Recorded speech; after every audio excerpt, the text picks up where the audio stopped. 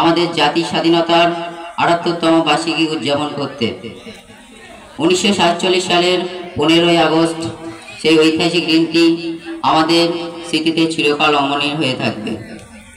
আজ আমরা শ্রদ্ধা ভরে স্মরণ করছি সেই সমস্ত বীর স্বাধীনতা সংগ্রামীদের, যাদের আত্মত্যাগ ও নিরলস পরিশ্রমের ফলে আমরা স্বাধীনতা অর্জন করেছি।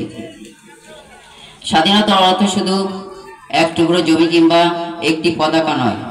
স্বাধীনতার প্রকৃত অর্থ হল মানুষের মানসিক, সামাজিক ও অর্থনৈতিক মুক্তি। আমরা এই স্বাধীনতা অর্জনের মাধ্যমে একটি জাতি হিসেবে জন্মগ্রহণ করেছি তা নয়, আমরা আমাদের নিজেদের ভবিষ্যৎ গড়ার ক্ষমতা অর্জন করেছি। আজকের এই দিনে আমরা আমাদের জাতির ইতিহাস, সংস্কৃতি ও ঐতিহ্যকে স্মরণ করছি। আমাদের দেশের সংবিধান, যা আমাদের গণতান্ত্রিক অধিকার ও দায়িত্বের ভিত্তি স্থাপন করছে, তা আমাদের গর্বিত করে। কিন্তু আমাদের দায়িত্ব এখানেই শেষ নয়।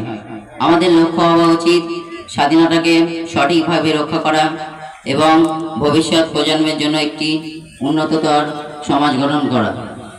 আমাদের শিক্ষার্থীদের ভালোভাবে শিক্ষিত করা, সমাজে ন্যায় বিচার প্রতিষ্ঠা করা এবং সকলের জন্য সমান বিচার